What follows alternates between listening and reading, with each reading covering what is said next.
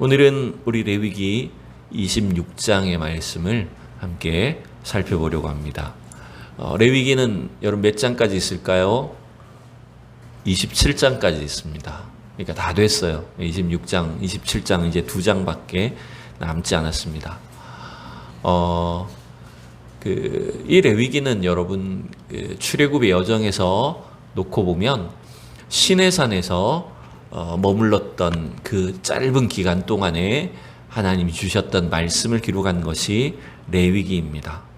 그러니까 어떤 이동하는 경로를 기록한 것이 아니라 지금 시내산 밑에 한 자리에 머물러 있는 동안 그 짧은 기간 동안에 하나님께서 주신 여러 가지 계명과 율법과 율례들이 기록되어 있는 것입니다. 그러면 이 말씀들은 어디에서 지켜 행하도록 주신 말씀일까요, 여러분? 어디에서 살 때 필요한 말씀일까요? 그렇죠. 장차 이스라엘 백성들이 들어가게 될 가나안 땅에서 이들이 지켜 행해야 될 말씀인 겁니다. 물론 출애굽의 여정 속에서도 이 말씀을 따라서 하나님을 섬겨야 되지만 더 본질적으로는 이제 가나안 땅에 들어가서 아직 이스라엘 백성들은 그 땅이 어떤 곳인지 그곳에 누가 살고 있는지도 잘 모르고 어떤 땅인지도 알지 못한 채 하나님 주신 명령을 가지고 약속을 품고 이제 그 땅에 들어가게 된 것입니다.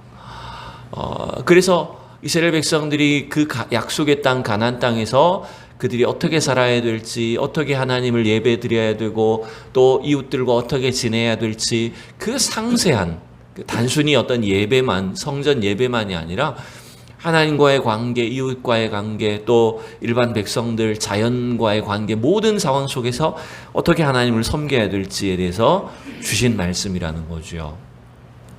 이 레위기의 중요한 내용들 여러분 복습 차원에서 한번 제일 처음에 시작한 레위기를 시작할 때는요, 하나님께 나아가는 법으로서 특별히 성전 제사와 관련된 5가지의 제사가 앞서서 기록되어 있었죠. 그죠? 그래서 번데기를 먹었더니 소화가 안 돼가지고 속속 쓰리다. 뭐였어요? 5가지 제사가 뭐였어요? 번제, 소제, 화목제, 속죄제, 속건제. 그렇죠? 이 5가지의 제사를 하나님 가르치셨어요. 그래서 일반 백성들의 입장에서 어떻게 하나님을 섬겨야 되는지, 그 다음에 제사장들은 또 이 제사를 어떻게 주관을 해야 되는지, 뭐 이런 내용들과 함께, 그 다음에 여러 가지 정결교례에 대해서 나왔고요. 먹을 수 있는 음식, 먹지 못하는 음식, 뭐 다양한 어떤 그 율법들이 이 레위기에 기록되어 있었죠. 그 다음에 이제 후반부로 쭉 넘어오면서는 특별히 하나님과 동행하는 법으로서 7개의 절기를 지키도록 명령하셨어요. 그 절기가 뭐였는지 또 기억하실까요? 육모초를 먹었더니 나 속가장이 튼튼해 이렇게 외웠다고 했잖아요. 뭐였을까요? 유월절, 무교절, 초실절, 오순절, 나팔절, 속죄일, 장막절, 수장절 혹은 초막절, 이름이 같은 이름이 있어서 여러분들이 초실절인지 초막절인지 뭐 이런 것들이 헷갈리기도 하고 그렇습니다. 이제 그 다음에 우리 지난 25장에서는 7년마다 안식년을 지키도록 하셨고, 그 다음에 50년째마다 희년을 지키도록 하셨죠. 그러니까 이 모든 것들이 다 이스라엘 백성들이 하나님의 백성으로서 어떻게 그 땅에서 살아야 될지를 가르쳐주는 말씀인 거예요. 결국 하나님께서 이러한 율법을 미리 제정해 주신 이유가 뭘까요? 왜 하나님은 이토록 자세한 율법과 계명들을 이스라엘 백성들에게 미리 말씀해 주셨을까요? 사실은 이것은 레위기 전체의 주제와 연결되어 있는 거죠. 레위기 전체의 주제는 뭡니까? 나는 거룩하니 너희도 거룩하라는 거죠. 즉, 그 땅에서 하나님의 백성으로서 이스라엘 백성들이 어떻게 사는 것이 거룩한 것인지, 구별된 삶인지를 드러내 보여줘야 되는 거예요.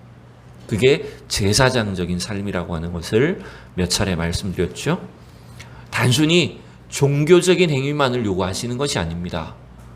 그들이 성전에서 하나님을 섬길 때만 제사장이 되라는 것이 아니죠. 모든 일상생활 가운데서 뭔가 구별된 삶을 살아야 된다는 겁니다. 먹고 마시는 것, 또 또 밖에 나가서 일하고 돈 벌고 농사 짓고 또 이웃을 만나는 것, 그죠? 이방 사람들과 어떻게 관계를 맺어야 되는지, 또 자연 만물을 돌볼 때 어떻게 해야 되는지, 이 모든 상황 속에서 하나님의 거룩하심을 나타내야 되는 제사장 나라로, 제사장 백성으로 살기를 요구하셨다라고 하는 것입니다. 그래서 이제 이 레위기가 25장까지가 전부 이제 본론적인 내용이 끝이 났어요. 26장과 27장은 여러분 결론이라고 생각하시면 됩니다. 결론이기도 하면서 마무리라고 생각을 하시면 돼요. 하나님과 언약을 맺은 이스라엘 백성들이 이제는 어떻게 이 언약을 마무리해야 될까요? 여러분이 만약 누군가하고 이제 막 약속의 문서를, 계약서를 쓴다고 합시다. 그러면 그 계약서를, 문서를 마무리 지을 때 어떻게 마무리를 지을까요? 어떤 내용으로 마칠까요? 네, 이런 겁니다. 쉽게 말하면 이 약속을 지키면 어떠한 이익이, 유익이 있고, 만약에 약속을 지키지 않으면 어떤 불이익이 있다. 이런 걸 이제 마지막 단서 조항으로 넣는 거죠. 물론 이제 마지막 도장을 찍고 해야 되겠지만, 이게 여러분 고대 근동의 대부분의 조약 문서는 똑같은 이런 특징을 갖고 있어요. 성경도 이 고대 문서이기 때문에 비슷한 특징을 갖고 있는 겁니다. 레위기의 26장도 그렇고요. 그 다음에 신명기, 모세의 마지막 책인 신명기도 마지막에 가보면 26장부터 한 29장까지의 내용이 전부 다 이거예요. 하나님과의 약속을 지키면 축복해 주시고, 그 다음에 약속을 어기면 저주를 받는다, 이거예요. 오늘 본문도 여러분 우리가 9절까지만 읽었지만 3절은 이렇게 시작하죠. 너희가 내 규례와 계명을 준행하면, 이렇게 시작하고요. 14절은 너희가 내게 청종하지 아니하며 이 모든 명령을 준행하지 아니하며, 이렇게. 그러니까 3절부터는 약속을 지켰을 때 하나님 이러이러한 복을 주실 것이라는 내용이 앞에 기록되어 있고, 그 다음에 이제 후반부, 26장의 후반부에는 약속을 어겼을 때는 이러한 저주와 하나님의 심판이 있을 거다라고 하는 것, 이게 문서화되어 있다고 보시면 되는 겁니다. 한번 따라해 봅시다. 순종하면 축복을, 불순종하면 저주를. 네, 이게 여러분 이 모세오경에 아주 많이 나타나는 특징들 중에 하나라는 것이죠. 하나님은 한 개인의 운명만이 아니라 더 나아가서 나라와 민족의 전체의 운명을 주관하고 계시는 분이십니다. 그래서 개인이나 나라와 민족 자체가 하나님의 복을 받을 것인가, 하나님의 은총을 얻을 것인가, 아니면 반대로 저주와 비참한 심판의 대상이 될 거냐라고 하는 것이 결국 하나님의 그 약속의 말씀을 어떻게 지키느냐에 달려있다라는 것입니다. 우리가 요즘에 큐티 말씀이 뭐죠? 새벽에 보는 말씀이 뭡니까? 이사야서 말씀입니다. 이 시대로부터 약 한 1000년 이상 흐른 후에 이스라엘 백성들이 역사 속에서 어떻게 되었는지를 보여주는 게 이사야서나 예레미야 말씀이 아닙니까? 그럼 어떻게 됐습니까? 북이스라엘은 이미 멸망했고요. 이사야서를 기준으로 놓고 보면 남유다도 하나님의 심판의 대상이 되어 있는 겁니다. 여러분 결국 지금 출애굽하는 이스라엘 백성들은 그냥 희망에 차서 광야를 통과하고 가나안 땅으로 향하고 있지만, 그들은 전혀 자신들의 미를 알지 못하지만 이미 하나님은 이 출애굽하는 이스라엘 백성들이 하나님의 약속을 지킬 것인가 아니면 불순종할 것인가, 그 두 개의 갈래길에 대해서 미리 경고하고 있다라고 하는 거예요. 그 결과가 예레미야나 이사야서를 통해서 우리에게 다 주어지고 있다는 것이죠. 여러분 이런 면에서 보면 지금 저와 여러분이, 우리 성도들이 이 시대 속에 어떻게 하나님을 경외하느냐, 하나님의 말씀을 우리가 어떻게 순종하느냐라고 하는 것은 단순히 우리 개인의 축복의 문제가 아니라는 것입니다. 오늘날 우리가 갖고 있는 신앙과 믿음은 결국 우리의 후손들과 이 나라와 민족의 미래와 운명을 바꾸어 놓을 수 있는 너무나 중요한 선택이 된다는 걸 우리가 기억하셔야 됩니다. 어려움과 고난 속에서도 하나님을 의지해서 믿음을 지키고 하나님의 말씀대로 살아가고자 하는 우리 성도들을 통해서 하나님은 약속하신 복과 은혜를 내려주실 줄로 믿습니다. 그러나 반대로 하나님이 없이 오늘 하나님 이스라엘 백성들이 경고하시는 것처럼 죄와 타락으로 인해서 하나님이 없는 삶을 살아간다면, 하나님을 대항하여 살아간다면 결국 무서운 심판의 대상이 될 수밖에 없다는 것을 성경이 보여주고 있습니다. 오늘 우리는 26장에 이제 서론에 해당되는 부분을 읽었습니다. 이제 그 서론이 해당되는 부분이 1절, 2절인데요. 제가 설교를 준비하다가 1절, 2절만 설교하려고 합니다. 뒷부분은 이제 다음에 설교하려고 하고요. 1절, 2절이 일단 더 중요해 보여서, 너무 중요해 보여서 간단히 넘어갈 수 없을 것 같습니다. 자,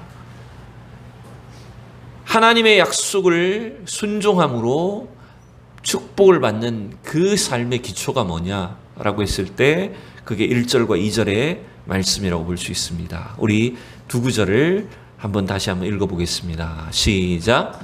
너희는 자기를 위하여 우상을 만들지 말지니 조각한 것이나 주상을 세우지 말며 너희 땅에 조각한 석상을 세우고 그에게 경배하지 말라. 나는 너희의 하나님 여호와임이니라. 너희는 내 안식일을 지키며 내 성소를 경외하라. 나는 여호와이니라. 아멘.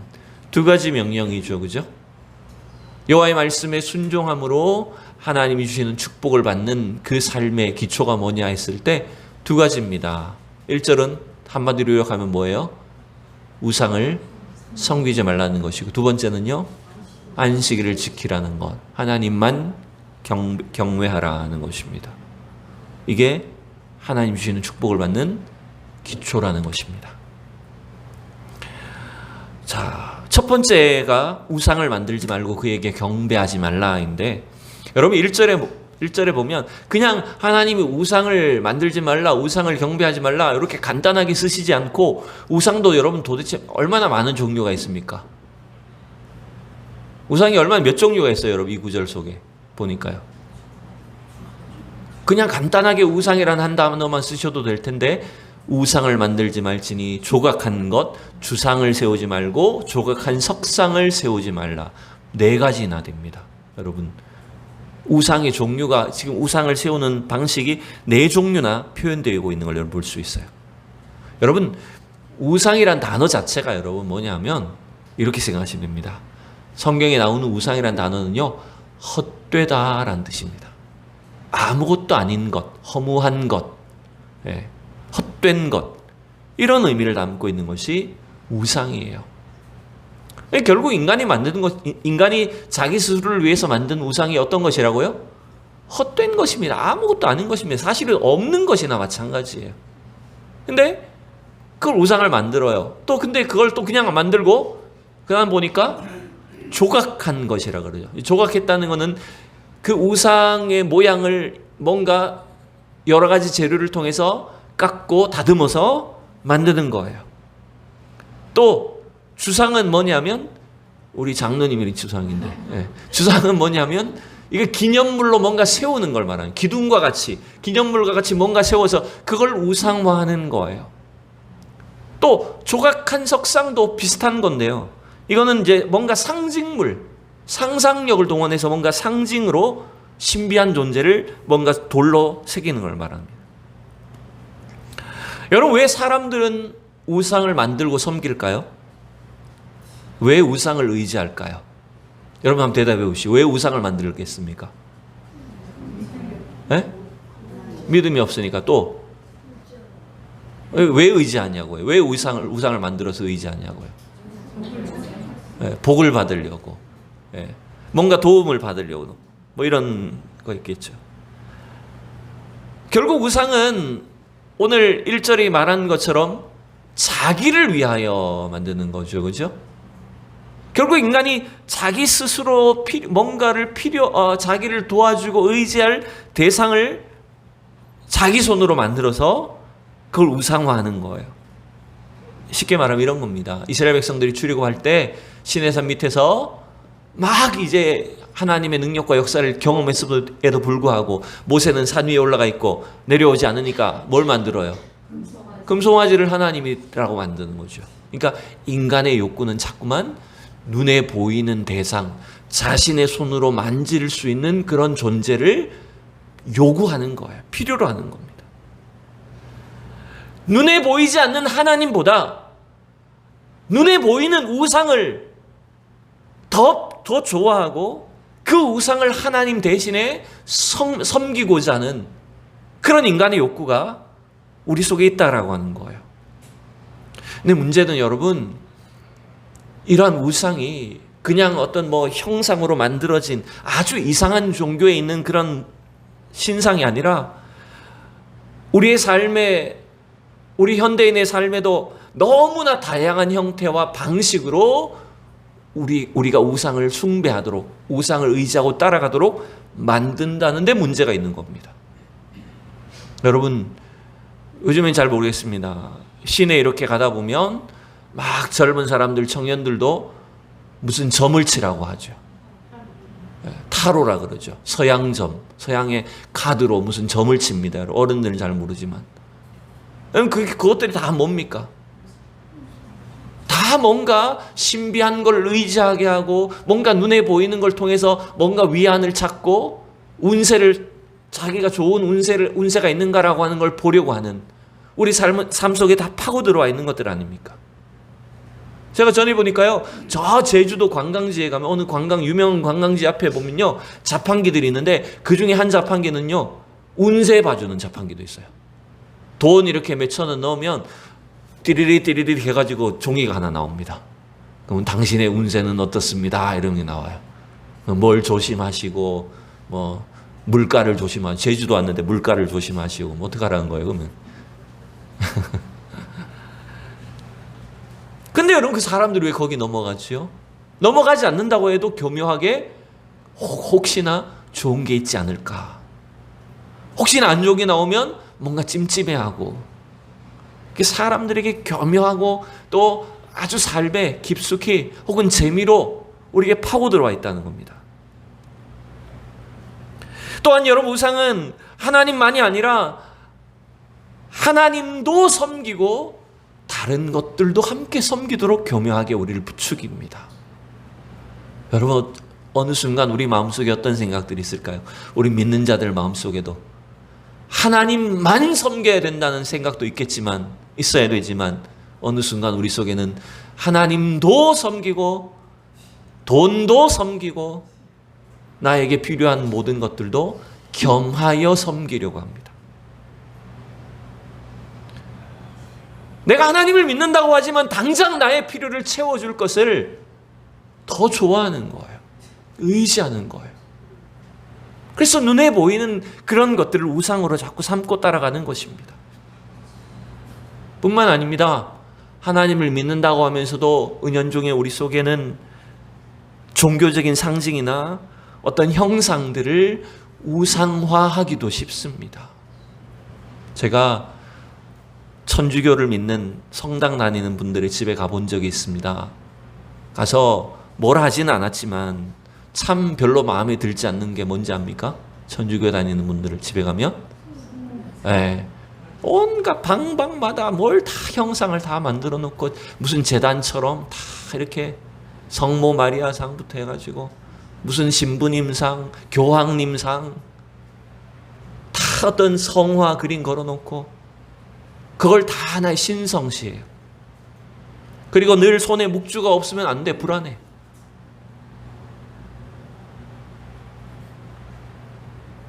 엎어버릴 수도 없고 참 보고 있을지 몰라요. 그분이 설교.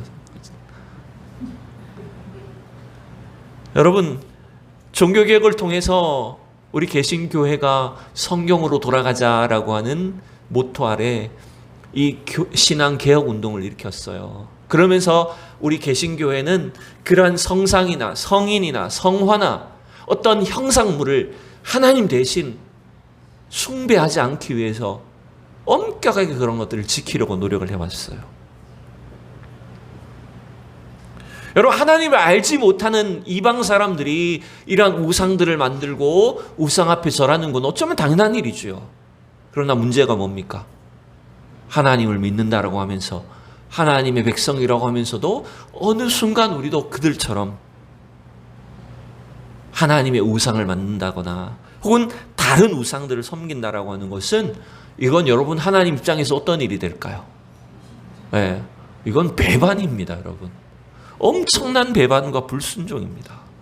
그래서 여러분 오늘 1절이 뭐라고 그랬어요? 마지막에 뭘 하나님 단호하게 선언합니까?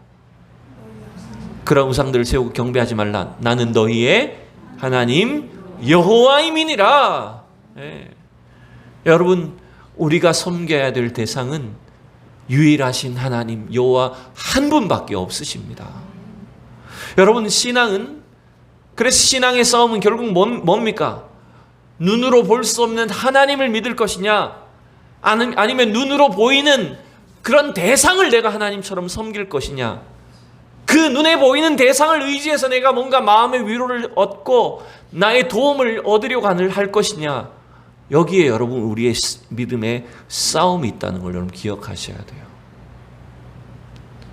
그래서 오늘 하나님이 출애굽하는 이스라엘 백성들에게 주신 이 율법과 계명의 말씀들이 오늘날 시대 우리에게 주신 말씀이라는 사실을 여러분 기억해야 돼요. 왜 그렇죠? 우리도 교묘한 방식으로 우리 삶에 너무나 다양하게 다가와 있는 하나님 대신 하나님이 아닌 것들을 우리가 의지하고 따라가게 만들고 숭배하게 하는 그 우상들을 버려야 된다는 겁니다. 오직 이 헛된 우상들이 아니라 모든 것들 위해 뛰어나신 하나님 한 분밖에 없다라고 하는 그 바른 신앙으로 주님을 섬기는 우리 성도들이 될 수 있도록 여러분 기도하셔야 됩니다. 하나님은 이렇게 우상을 숭배하지 말라는 말씀에 대해서 대응해서 2절을 주셨습니다. 2절을 다시 읽어볼까요? 시작. 내 안식일을 지키며 내 성소를 경외하라. 나는 여호와이니라. 아멘. 여러분, 하나님의 계명과 말씀을 순종함으로 축복받는 삶의 그 기초가 두 번째로 뭐라고요? 안식일을 지키고 성소를 경외하라는 겁니다. 여러분, 우상을 숭배하지 않는 것과 안식일을 지키는 것이 어떻게 대응책, 해결책이 될 수 있을까요? 이렇게 생각하시면 됩니다.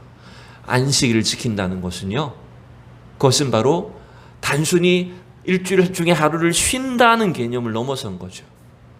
결국 안식일을 지킨다는 것은 한 주 동안 우리가 세상 속에서 내가 주인 되어 살던 삶, 나의 욕심과 탐욕과 만족을 위해서 살던 이 모든 삶을 하나님 앞에 다 내려놓는 것을 말하는 것입니다.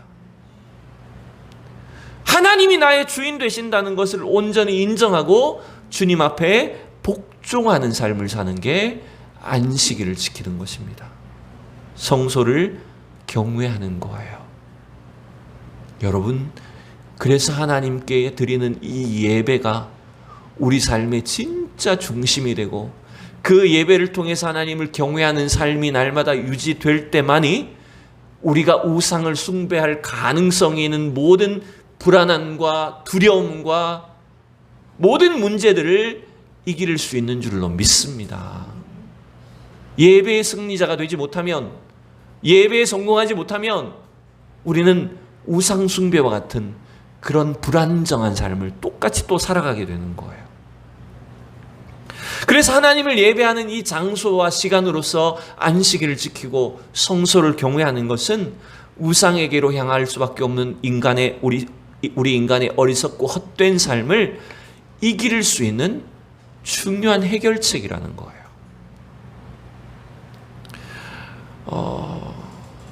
이 구절을 가만히 읽고 묵상하다가 좀 많이 건너뛰긴 하지만 생각나는 말씀이 있었어요.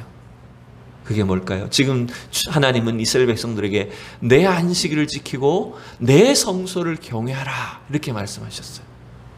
근데 정확하게 이 땅에 오셔서 안식일의 주인이 자기라고 말씀하시고 자신이 이 땅에 오신 성전이라고 말씀해 주신 분이 계셨어요. 그분이 누구시죠? 예수 그리스도세요. 제가 2절을 가만히 생각하다 보니까 그 예수님 말씀이 떠오르는 거예요. 마태복음 여러분 12장에 보면 이런 내용이 등장합니다. 우리 1절 2절을 먼저 읽어볼까요? 시작. 그때 예수께서 안식일에 밀밭 사이로 가실새 제자들이 시장하여 이삭을 잘라 먹으니 바리새인들이 보고 예수께 말하되 보시오 당신의 제자들이 안식일에 하지 못할 일을 하나이다. 여러분 이 당시에 서기관 바리새인들 이런 종교 지도자들은 안식일을 지킨다고 하는 이 기준을 굉장히 중요하게 생각했죠. 그래서 너무나 엄격한 이런 안식일 주의자들이었어요. 율법주의자들이었어요.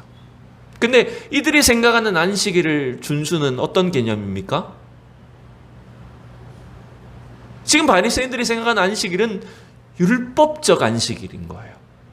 그러니까 율법적으로 딱딱 몇 미터 이상 움직이면 안 되고 일을 하면 안 되고 뭐 이런 것들을 다 엄격하게 정해놓은 거죠. 그러니 예수님과 제자들이 지금 밀밭 사이를 가시면서 밀 이삭을 이렇게 따가지고 손으로 비비는 거, 여러분 이거 추수하는 거잖아요. 지금 이거 밀 이삭 이렇게 까는 건 도정하는 겁니다. 도정하는 거. 예수님이 안식일에 또 눈먼 자를 고쳐주셨죠? 그냥 안 고쳐주셨습니다. 예수님이 어떻게 하셨을까요? 침을 뱉어가지고 흙을 이기셨어요. 이건 여러분 공구리 치는 거 아닙니까? 그 다음에 눈에 바르셨어요. 이건 미장하는 것 아닙니까?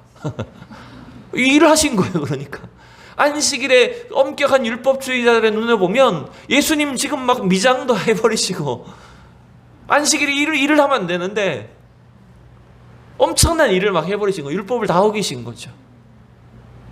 그래서 그걸 막 예수님께 따진 것 아닙니까? 그때 예수님이 뭘 대답하셨을까요? 그 다음에 보면 다윗이 사울에게 쫓길 때 제사장한테 뭘 얻어먹었어요? 성전에 진설병을 얻어먹었었잖아요. 그것도 안식일에. 그러니까 그걸 어긴 것이 사실은 하나님 율법을 어긴 것이 아니라는 걸 알려주셨죠. 그래서 제가 좀 건너뛸게요. 건너뛰고 그 다음에 보면 예수님이 이 두 말씀을 하시는 거예요. 6절과 8절 다 같이 시작.